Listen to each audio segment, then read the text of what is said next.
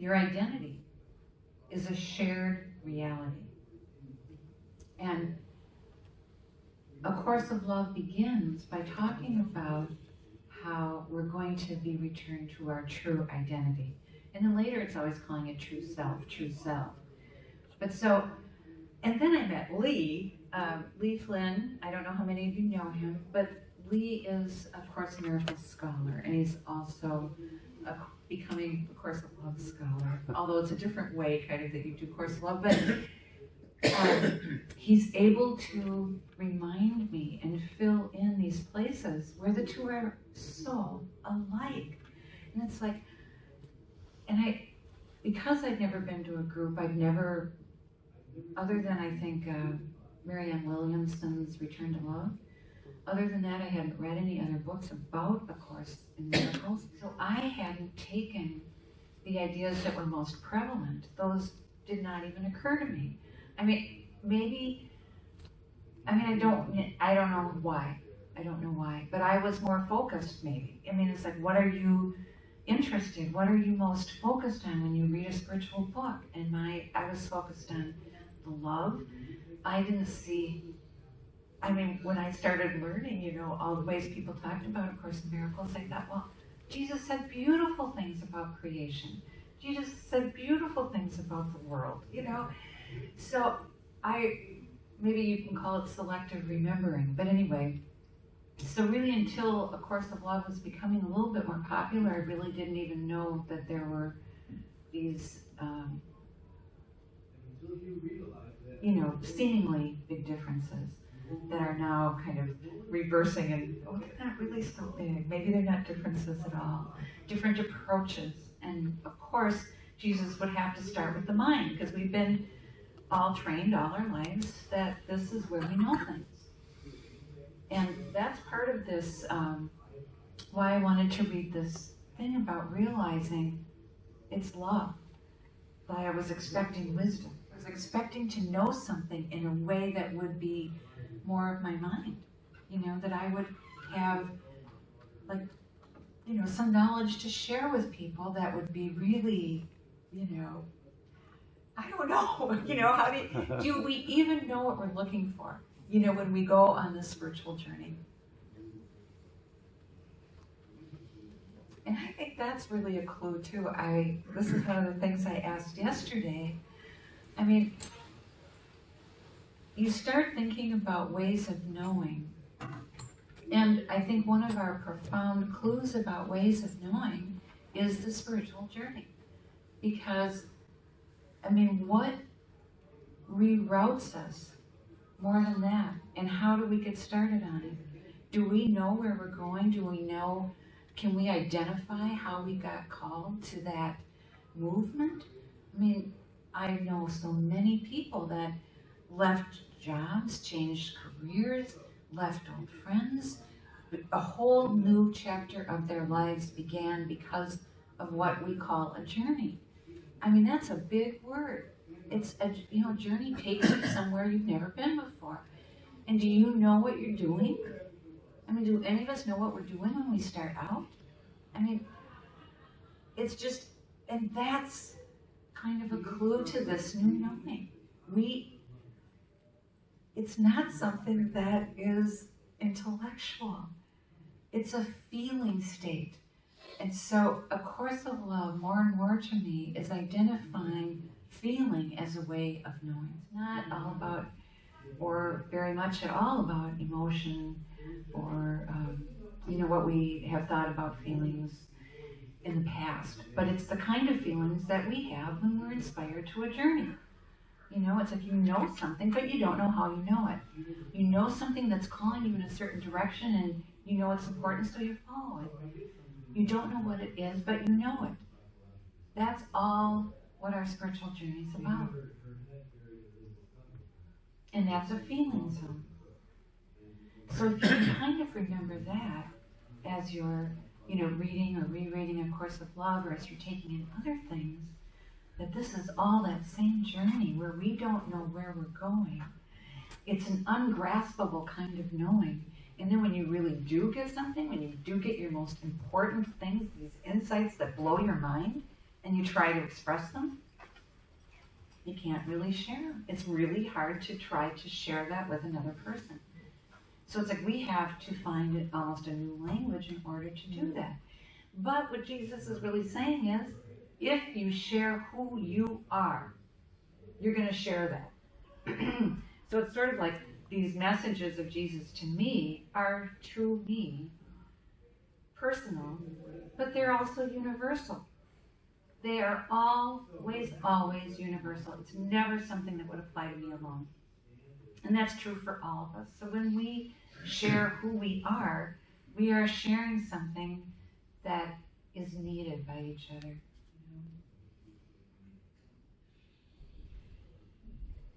And I'd like to talk about ordinary inspiration because I've never had much money and I don't go to things and I don't even buy a ton of books.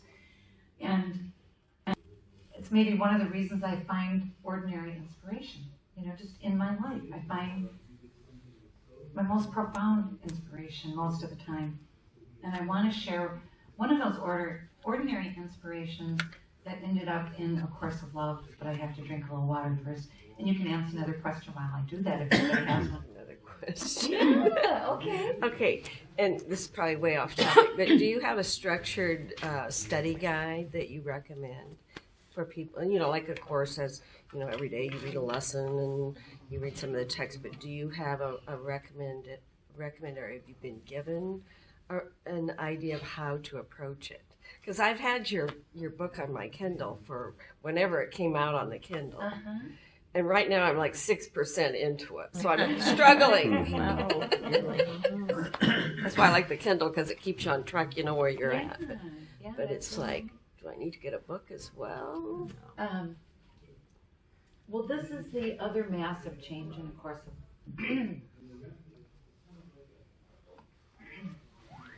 The other massive change about A Course of Love is the end of learning. And it's not as radical as it seems, not as radically different than A Course in Miracles, because A Course of Love also says, in the Treatise on the New, the fourth treatise, so that's in the second book, that I have to go ways to get there. Well, I have. Oh, you have, so you've got a gone little for bit it. of, I just kind of went back to the beginning Okay. recently. Oh, okay. Okay. All right. And I had intended on being farther along than 6%, but I kind of got off on another tangent and had to finish another book. But I have a 4-hour plane ride back to Omaha, so plan on getting at least 10% in. Well, hey, if I inspire you to get 10-20%.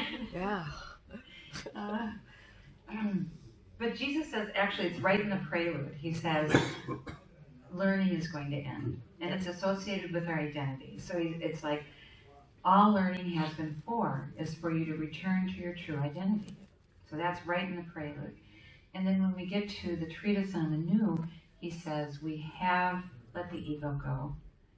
And we are in the time of Christ. When we do that, when we get rid of that separated egoic self, we are who we are again. And that's the time of Christ. That's the time when we begin to start embodying it. And from then on, there's no more learning. So A Course of Love, it starts out with learning, ends with no longer learning.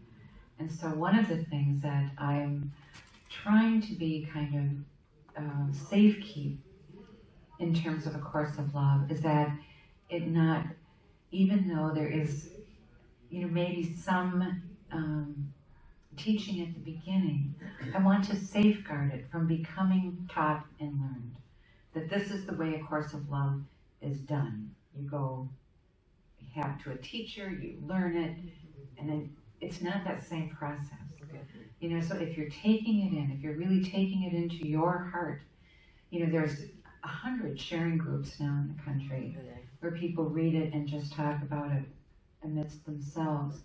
And we're also now starting to move to dialogue groups because A Course of Love ends with dialogue. And it is amazing how difficult, well, I shouldn't say difficult because I'm just starting. I begin to ask people who've read the book a few times and are interested to engage in dialogue with me. And the first dialogue group is meeting. That's the Santa Fe group that had been reading the book together. And Lee was part of helping that get set up. But that desire to have, when you get into a group with people, a theme, for instance. You know, you want to know what you're going to talk about, or you want to feel like you're accomplishing something, or all these ways that we've been trained throughout our life to look at how we come to know something. How do we come to know? We think we need to learn it. But what Jesus is saying is, that's not the only way. That's the mind way. And now we're going to this way of the heart. So when he says that at the beginning, that if you will take this course with your heart, if you will, to the very best of your ability, leave the mind out of it, if you will not struggle to understand, if you will just take it in and let it work in you, you're going to come to know it without the effort of the thinking mind. And that's going to change you. And I have really found that to be true. It's one of those things about, you know, like forgetting things.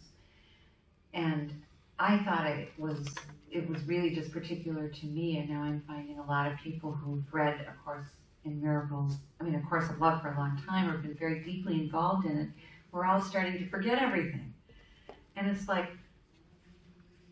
we joke about it in a way, but it's sort of discombobulating. Probably half the people in here could quote A Course of Love better than me without looking at the book, you know, because it's like in the details, in the particulars, in those things that you think of as steps, or, you know, it's gone. And I can only sit back and wonder about that. And one of the reasons I know we have to be in dialogue is so that we share our changes. And we're all kind of most of us are in a similar age group. Anybody remember the Aquarian conspiracy? Marilyn Ferguson, and she was writing about the changes of the 70s and how all of a sudden hundreds of thousands of people were having these experiences. And she was collecting them and having people share them, because how do you know?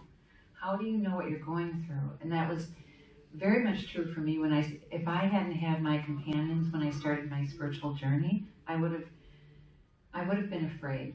I would have been in hiding about it, because I started hearing from an angel before A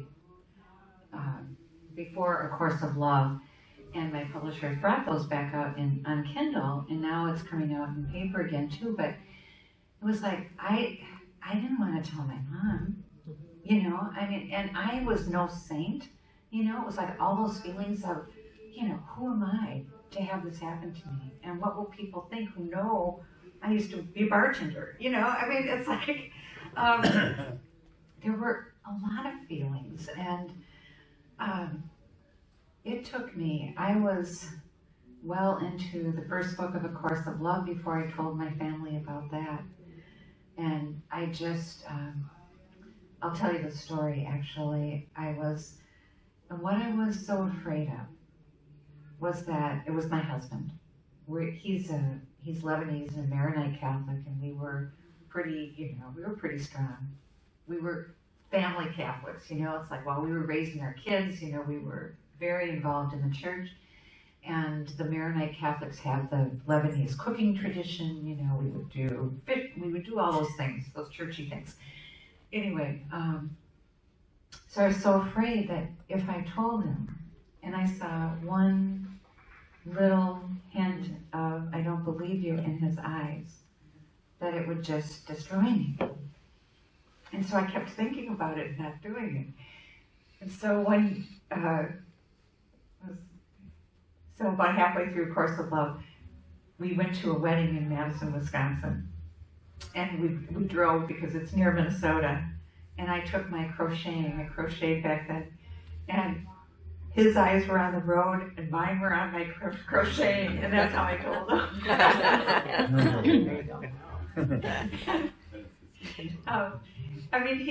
He doesn't really understand, but he's been very supportive of me. He gave me my greatest gift, which is my cabin.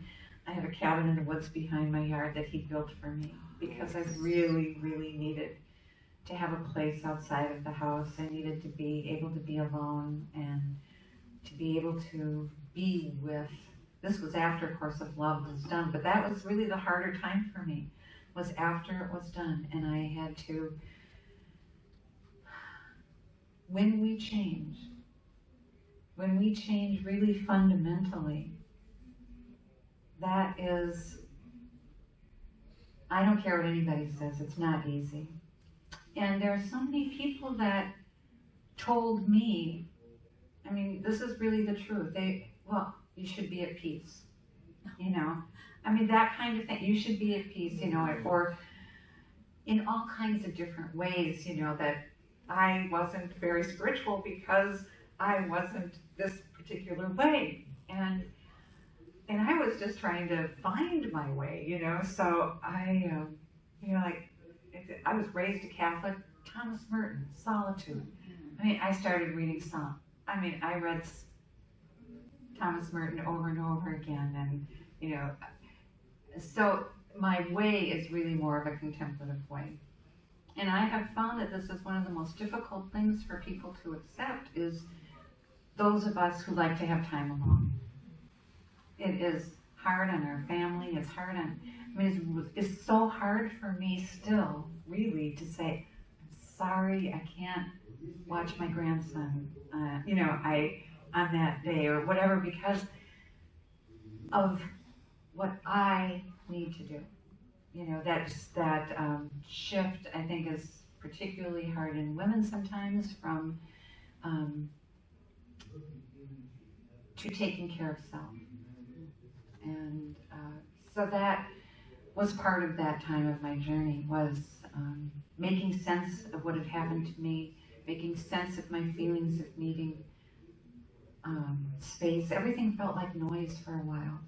It was like, it was, I mean, if you listen to the news, okay, think about that right now. If you turn on the news and you have to turn it off pretty fast because it's noise. That's how everything felt to me for a while, right after A Course of Love.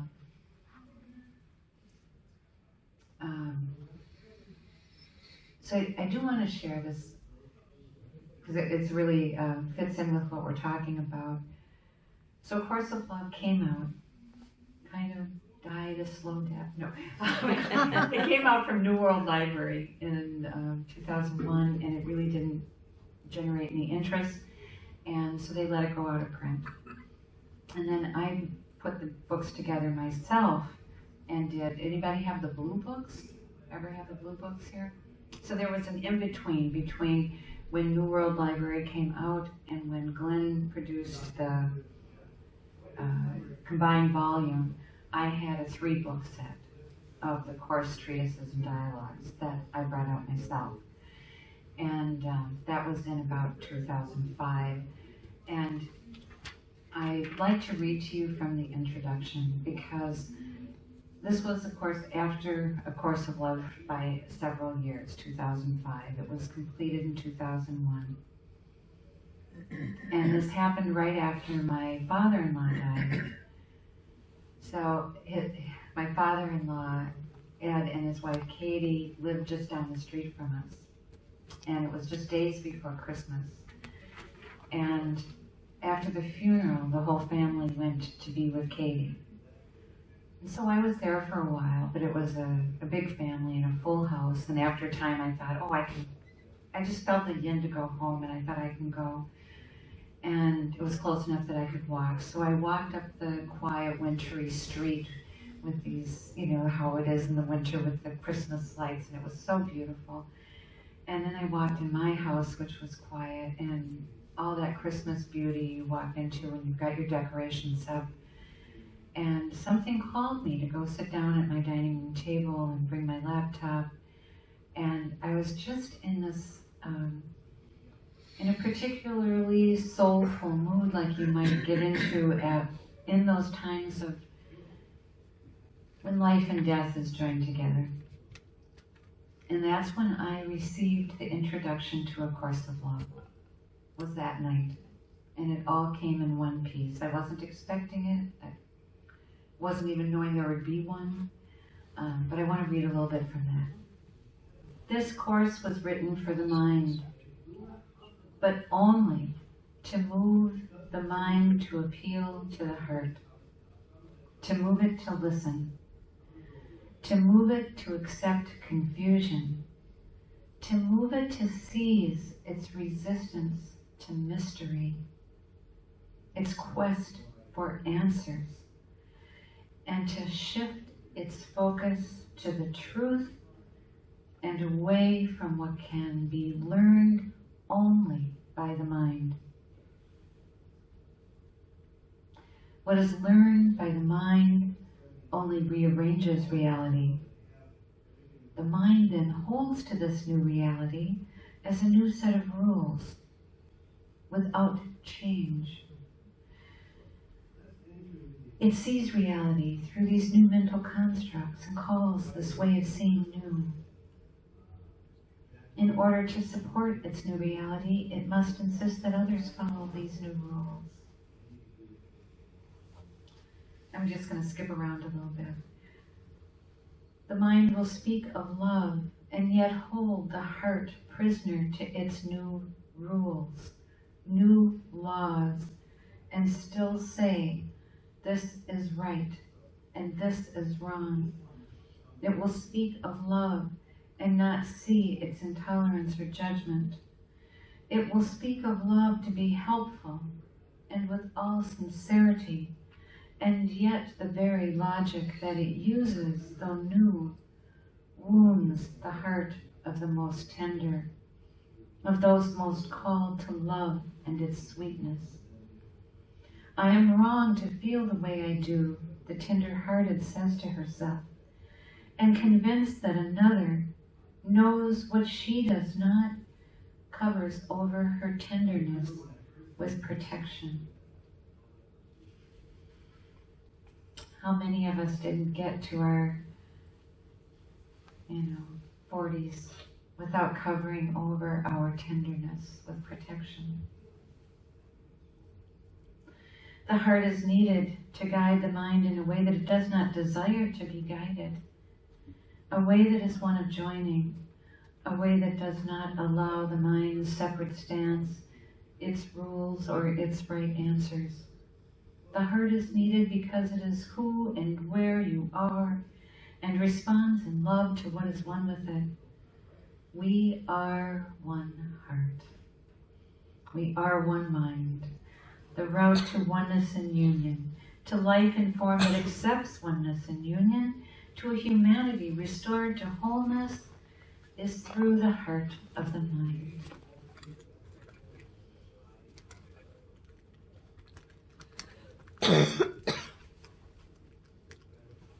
In centering prayer, the most advanced state is when you have the mind in the heart.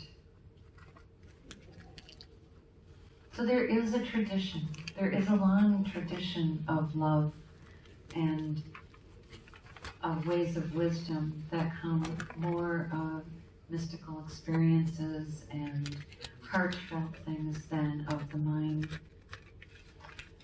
Wow, it's 10 o'clock. That was fast. We can, I'm not saying we can't go on. There were many things I wanted to share, but we can break if you'd like for questions. We can do more questions, or I can talk of the other themes. So my themes for today were sharing, which I talked a little bit about, creation of the new, and dialogue, which I talked less about. Do you want to hear of those, or would you like to have a little more space between this thing and the next? Or questions? Well, Yes, Lee. Can you say just a little about how dialogue is different in A Course of Love from how we might commonly relate to the term? I will, yes. No, that's how late we go here. Next session about 10:30. Anybody who wants to go, just feel free and we'll, okay. Well, we're scheduled till 10:15. I know. I wanted to see, if anybody wanted to ask questions or shake it up or what I should go on to. And Lee has asked about dialogue. Yes. So far, I bought the book a couple weeks ago. So far, I've read the intro, the preface, and the Benjamin Tuesday morning. whatever you have in the front there. Mhm. I have heard, I'm listening to you talking about from formless to form and from form to formless. And I'm thinking of the non-dualistic nature of the Course in Miracles. And I've heard in the world, there's a rumor in the world that's been come back to me, it says Course of Love is dualistic. And in the context of dualism, not knowing what your answer is there yet, I'm also concerned about the relationship from mind to heart. For me, from a student of a Course in Miracles, mind to heart would be that the mind would be the decision maker that we have the power of that moves us into heart. And where you are with all those things. Well, that And- decision maker that moves us to heart, I think that's where Course of Love starts. Okay. Because the Course in Miracles has done some of that. And, oh, I'm sorry. And yes, this is going to be probably one of the biggest questions. And I'll tell you how I feel about it. And if you want a more, course-specific answer to that question, I think, Lee and my publisher probably will give it to you. But what I feel about that is what is more dualistic than having illusion and the truth? What if we let go of illusion and have only the truth? Is that not oneness? And that's what we're moving towards in A Course of Love. There's a, see if I can remember there's a little piece that feels like the theme of the Course that says,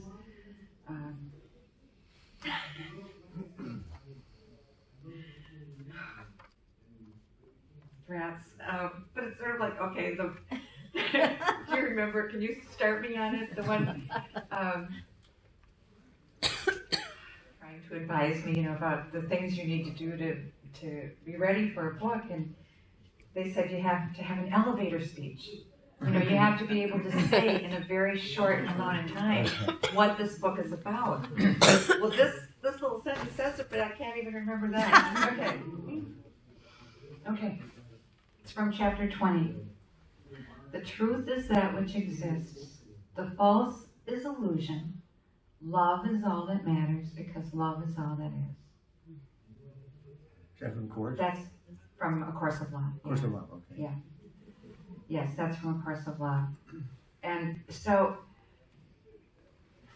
like I said, in my feeling. Will you read it once more? Yes.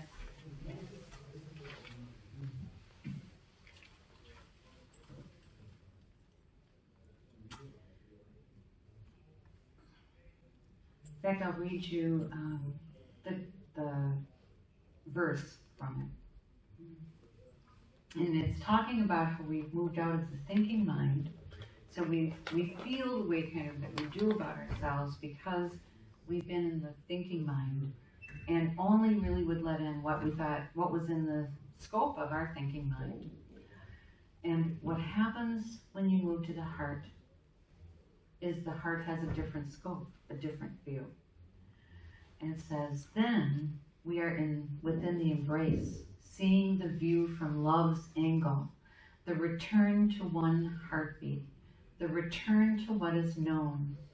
This knowing you might call wisdom and think of as an attainable ideal of thought, yet it is not about thought at all, but is beyond thought. It is not wisdom, but the truth. The truth is that which exists. The false is illusion. Love is all that matters because love is all that is. And I've begun to see, so when we move into creation of the new, and I am a creative being, and nothing makes me more excited than creating. So this is, a topic that I love to talk about. But one thing that I want to repeat about being in that relationship of love, it's kind of like it is also truth. Love and truth are the same. And we move into a field of truth. And I actually had two experiences of this. The first came when I was receiving chapter 31. And Jesus is talking, and that's where my favorite quote came from, the sharing who you are. And another time he says that as sharing who you are in truth. Who we each are in truth is different from who we each are in illusion. So the truth of who we are, the true spirit, soul, Christ consciousness of who we are, is what we're being called to live. And when we live that, we have united mind and heart. We end the duality in ourselves. And this is all about a movement into form now. This beautiful creation that we have, this beautiful world with its, gardens and its puppies and its children. We don't have to see that as an illusion. We see that as what God created. And we can become ever more loving protectors and enjoyers and part. Jesus says creation is a dialogue. So it's kind of like the same process when we enter dialogue with one another, and the process of creation, like something is started, and creation, like in your garden, it's not a controlled thing. It happens with the light of the sun and the conditions of the environment.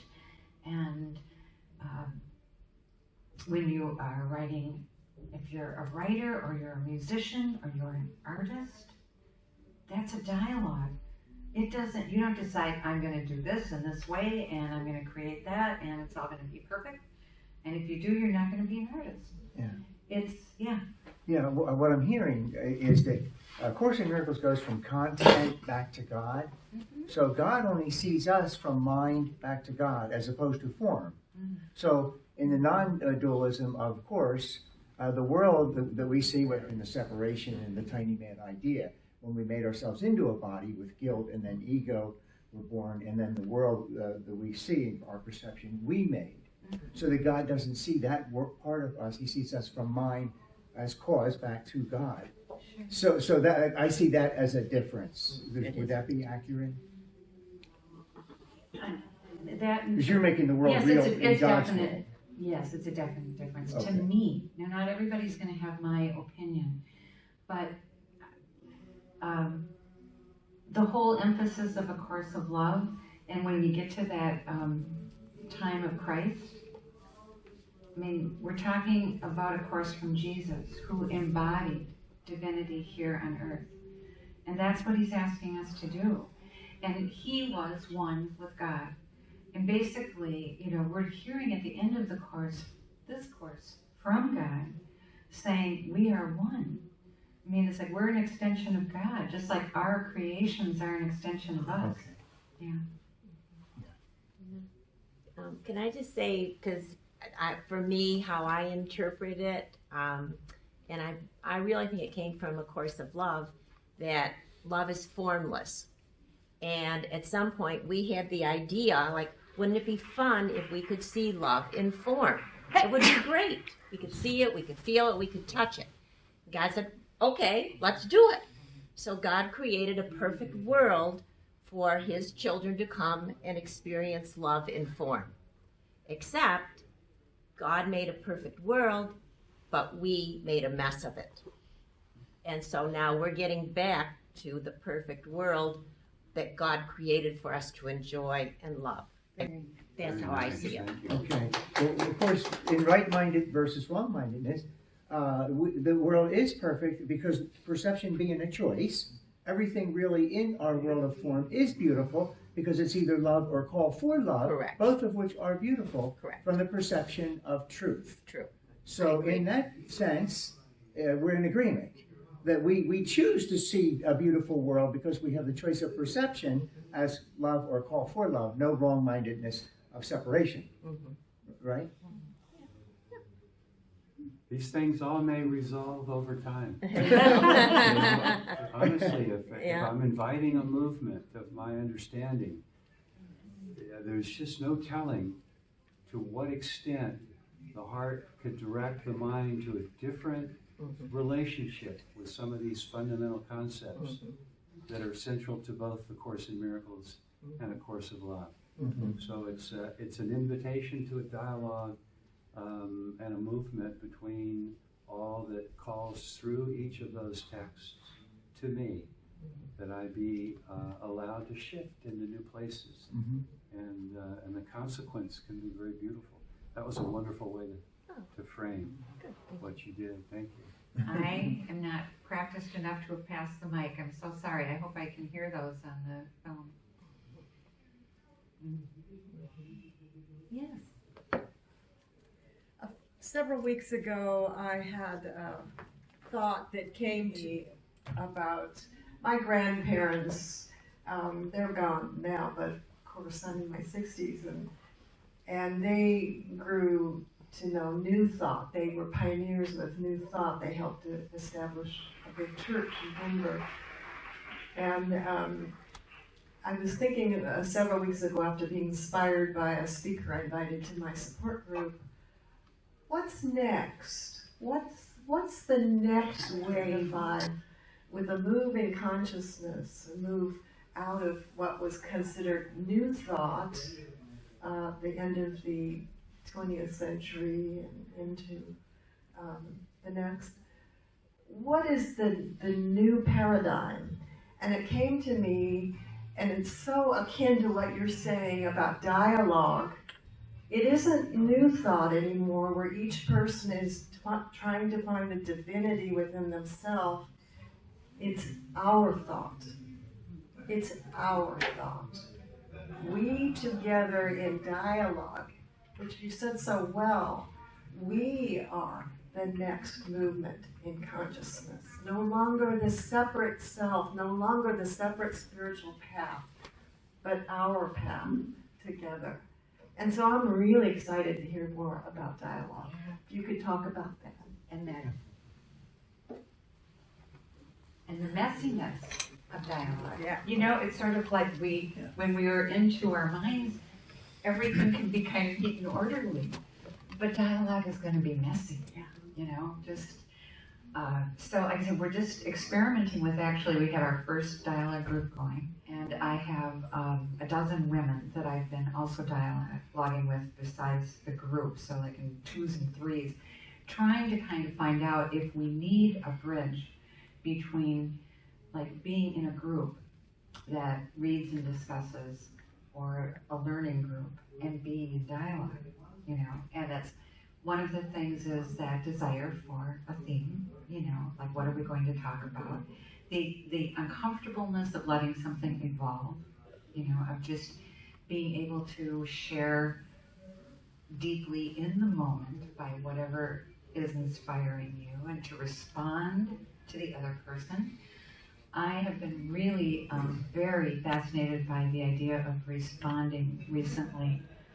And it's very prevalent in A Course of Love that we are to respond, you know. And then I saw this, I hope I can find it, but this Jacob, I think it's Lieberman.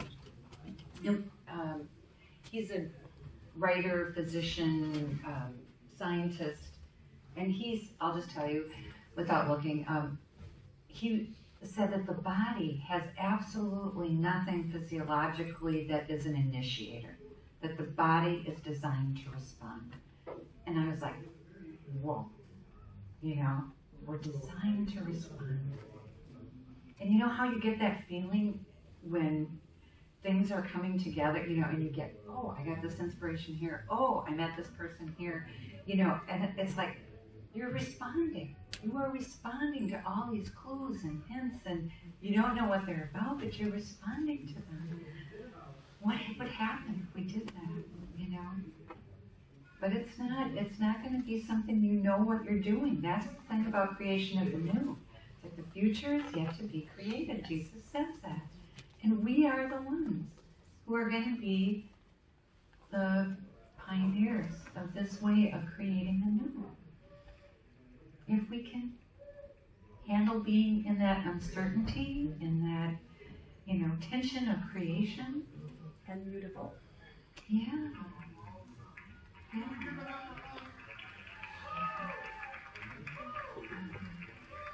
Exciting, isn't it? I just had one, go. And just, I I don't was get- going to say there's a dialogue sign-up Yeah. sheet there. For I was just going to anybody say one who other wants thing that's been really helpful to me. And again, I'm reading The Way of Mastery and A Course of Love simultaneously, but I think it came from this book.